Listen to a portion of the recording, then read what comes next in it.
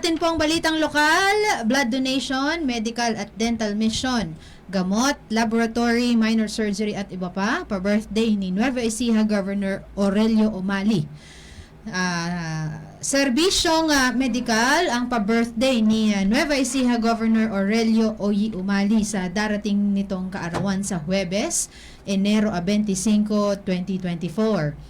Medical at dental mission, libreng gamot, laboratory, x-ray, blood typing, Hepa B testing, blood sugar testing, minor surgery, at may gift giving pa. Gupit, massage, manicure at pedicure na maaaring ma-avail ng mga Nuevo Ecijanos hanggang sa katapusan ng buwan sa mga itinalagang provincial health offices at provincial hospital sa ilang bayan sa lalawigan.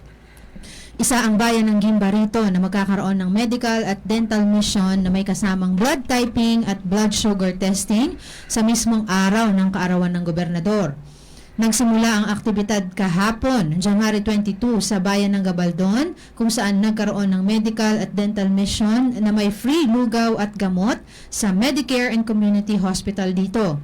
Sa January 25 naman ang kalakhan ng medical services kung saan simultaneous na magkakaroon ng blood donation activity ng Provincial Health Office sa Provincial Capital Lobby. May free minor surgical mission sa Gapan District Hospital. 2 days po yan hanggang January 26.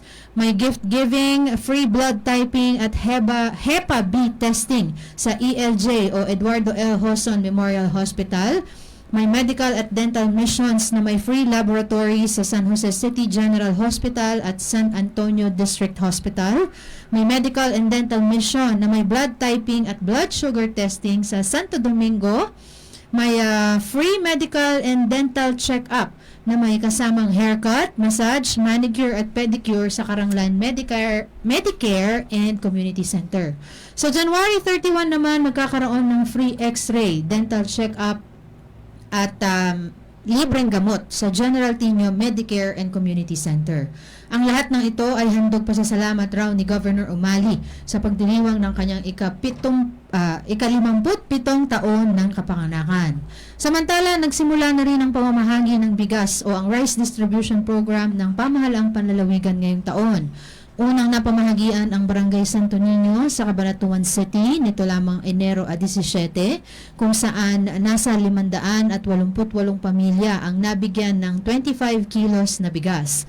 Dito inanunsyo din ni Governor Umali na patatayuan raw niya ang Barangay Santo Niño ng gymnasium at nakatakda rin magsagawa ng medical mission dito. Yan. Daming activity. Happy birthday kay Governor Oyi Umali. 57 years old. Sabagay. 24 ngayon, 2024. 2025 na. Kampanya. Ay. Kaya punong-puno ang mga schedules nila ngayon. Ayan. Pero marami naman matutulungan to kasi puro to libre. Ay, dapat lang libre. Oo. Sa bagay, kasi yan lang babawi. Anyway, sa mga nakikinig po na kababayan natin dito sa Guimba, sa January 25, meron tayong medical yung Guimba na lang, general medical and dental mission na may kasamang blood typing at blood sugar testing sa Guimba District Hospital po yan. Guimba District Hospital. Sa ano yan? Sa Pakak? Oo. Pakak yan. Yan, sa may District. Pakak. January 25, alas 8 po yan ng umaga. Walang end time. So, siguro tuloy-tuloy hanggang sa matapos ang pasyente. Yon. Okay.